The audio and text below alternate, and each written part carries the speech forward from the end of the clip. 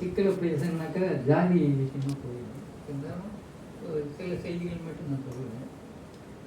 அவங்க முத்தரையர் சொல்கிறாங்க இல்லைங்களா, அது முத்தரையர் கிடையாது, மூத்தரையர். ஏன்னா செங்க நாட்டுகளில் இளவரையர் வராங்க.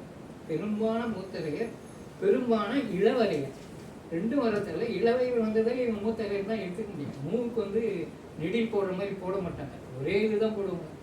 நாம மாதிரி கீழே கொஞ்சம் தூங்கும், ரெண்டு பக்கமும் வளைஞ்சிருக்கும். அதான் அது ஐக்கும் எடுத்துக்குவாங்க, மூவுக்கும் எடுத்துக்குவாங்க. அந்த அடிப்படையில் மூத்தரையர் அந்த பேர். அது சான்ஸ்கிரிட்டில் மொழிபெயர்த்துக்காங்க. கங்கர் கல்வெட்டில் மொழிபெயர்க்கும்போது விருதராஜாக்கள் என்று அவங்க மொழிபெயர்த்து பார்க்குறோம். அதனால் விருத்த என்றால் மூத்த என்று தமிழில் சொல்லியிருக்கான். அவங்க அப்படி சொல்லியிருக்காங்க. அந்த அடிப்படையில் மூத்தரையர் என்று சொல்லி தான் முக்கியமானது. இவர்களுக்காக இப்போ மாடர்ன் பீரியடில் அவங்க அந்த மன்னர்களையும் தங்களையும் இணைச்சி முத்தரையர் என்று குறிப்பிடுவதை பார்க்கிறோம். இன்னும் அது தெளிவுபடுத்தப்பட வேண்டிய ஒரு செய்தி. நிறைய சான்றுகள் கிடைக்க வேண்டும். அவனுக்கு இன்னொரு பேர் வளையம். அவன் ஜெயமுத்தரைக்கு ஒரு பேர் இருக்குது, வழக்கில் இருக்குது. அது ஷெட்டின்னு ஒருத்தர் இதில் கர்நாடகாவில் இருந்த ஆராய்ச்சி, அவர் எழுதும்போது 3 வால்யம் போட்டிருக்கார். முத்தரை அதை வளையரை பற்றி. அவன் முத்தரையர் தான், வேறு யாரும் கிடையாது. இப்போ முத்தரையன்னு சொல்கிறது தான் வளையம். அந்த வளையரை பற்றி 3 வால்யங்கள் போட்டிருக்கார். அதில் முத்தரையர் அவர் எங்கேயுமே சொல்லலை. ஏன்னா அவருக்கு தெரியலையே என்னன்னு நினைக்கிறேன். அந்த செய்தி இப்போ சொல்லிக்கிட்டு இருக்கிற செய்தி அவருக்கு தெரியாமல் இருந்திருக்கலாம். அந்த அடிப்படையில் பார்க்கும்போது இன்னும் இன்னைக்கு இருக்கிற ஜாதியவரோடு பழைய முத்தரையர் மரபை கொண்டு வந்து சேர்க்கும்போது இன்னும் ஆழமாக ஆய்வு செய்வது ஒரு கட்டாயம். அப்படியே ஏற்றுக்கணும்னு இல்லை, ஏற்றுக்க முடியாதுன்னு நான் சொல்லலை. இருந்தாலும் பல விஷயங்களை உள்ள எடுத்துக்கொண்டு வந்து தான் அந்த சாதிக்கும் அதுக்கும் உள்ள தொடர்பை நம்ம உறுதிப்படுத்த முடியும். வேறு ஒன்றும் கிடையாது. இவங்க காலத்திலே இலக்கியம் எழுதினாங்க. எங்கள் பேராசிரியர் வாசுப மாணிக்கம் அவர்கள் கலித்தொகையில் வாழைக்கலி ஏதோ ஒரு களி திணையை பற்றிய பாடம் எடுத்தார். அப்படி எடுக்கும்போது அந்த பாடல்களில் கொடுங்கோல் மன்னன் ஆட்சியில் துன்பப்படுகிற மக்கள் போல அப்படின்னு ஒரு உதாரணம். இவர் என்ன பண்ணிட்டாரு, இது கலைப்பெற தான் குறிக்குது அப்படின்னு எங்களுக்கு பாடம் நடத்தும்போது சொன்னார். அப்போ சின்ன பையன் நமக்கு ஒன்றும் தெரியாது. இப்போ ஆராய்ச்சி இதெல்லாம் ஈடுபட்டதால அவர் சொன்னது தப்புன்னு தெரியுது. கொடுங்கோல் மன்னன்னு சொல்றது பொதுவாக இந்த ஒரு சூழ்நிலை. அல்லது ஒரு காலத்தில் வேந்தர் அழிஞ்ச பிறகு ரவுடித்தனம் அதிகமாகிடுதுல்ல, அவன் தடி வைத்தவன் தெண்டல்காரன்ற மாதிரி நடந்துக்கிட்டு இருந்த காலத்தில் இந்த மாதிரி செய்திகள்லாம் இருக்கும். கொடுங்கோல் செய்கிற இதுக்கெல்லாம் பார்க்குறோம். ஆரலை கல்லூரில் சொன்னீங்கன்னா அவங்ககிட்ட பொருள் இல்லைனாலும் துடிக்க துடிக்க வெட்டி சந்தோஷப்படுற ஒரு மரபு இருந்தது ஆரலை கல்லூரியில். அது கலப்பிறன்னு நான் சொல்ல வரல. அந்த பாலை நிலத்தில் இருக்கிற மக்கள் எப்படி இருந்தாங்கிறது கலிப்பாடலில் நிறைய வரும். இந்த மாதிரி நம்ம கலித்தொகையும் பரிபாடலும் கலப்பிற காலத்தில் எழுதப்படும் காலம், அதாவது இந்த நூற்றாண்டு சொல்கிறாங்க, அதுவும் ஏறக்குறைய பின் சங்க காலம். அதாவது 5, 6ஆம் நூற்றாண்டு இருக்கலாம்.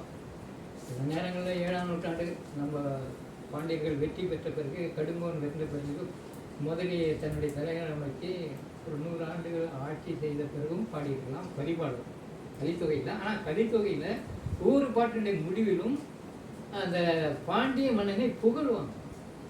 அதனால் அதுவும் இந்த பிற்கால பாண்டியர் காலத்தில் எழுதப்பட்டதா என்ற ஒரு சந்தேகம் இருக்கின்றது. மொழி அமைப்பு இது பார்த்தீங்கன்னா கலித்தொகையை பொறுத்தளவில் ஏற்கனவே அந்த வடிவம் இருக்குது. ஆனால் அந்த வடிவத்துக்கான பாடல்கள் கலித்தொகையில் தான் இருக்கு. அப்புறம் பரிபாடலில் இருக்க ஒரு சில அறிஞர்கள் பரிபாடல் பாட்டே கிடையாது, அது எந்த இதுக்குள்ளே அடக்க முடியாதுன்ற மாதிரி சொல்லுவாங்க. ஒரு இடத்துல பரிபாடலில் உரைநடை வருகிறது பாட்டுக்குள்ளே. ஆக அது ஒரு வகையான மக்கள் வழக்கில் இருந்த மரபு. ரெண்டையை பற்றி இன்னும் ஒரு ஆழமான ஆராய்ச்சி இல்லை. செய்தால் தான் நமக்கு அந்த காலத்து சமூகம் எப்படி இருந்தது என்பதை நாம் பார்க்க முடியும். கலித்தொகையை பார்த்த போது அவர்கள் முகம் சுளிப்பார்.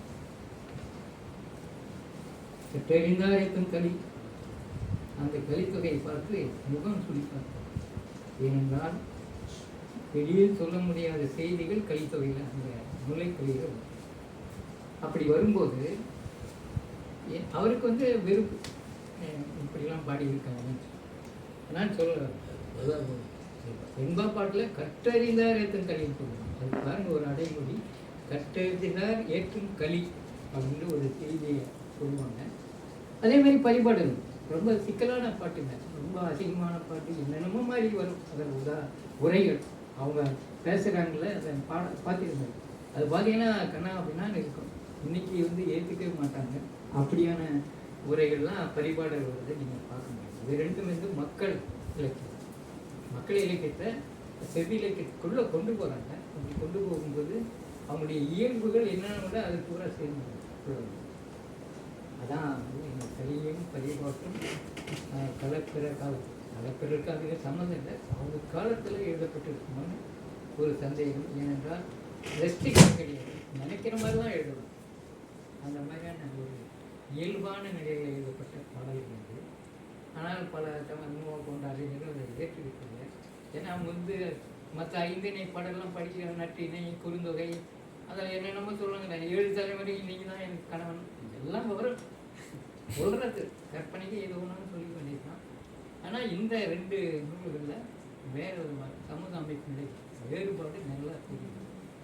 அது இன்னும் ஆழமாக ஆய்வு செய்தால் அது இந்த நிலைக்கு எப்படி வந்தது அப்படின்னு வாய்ப்புக்கு நன்றி.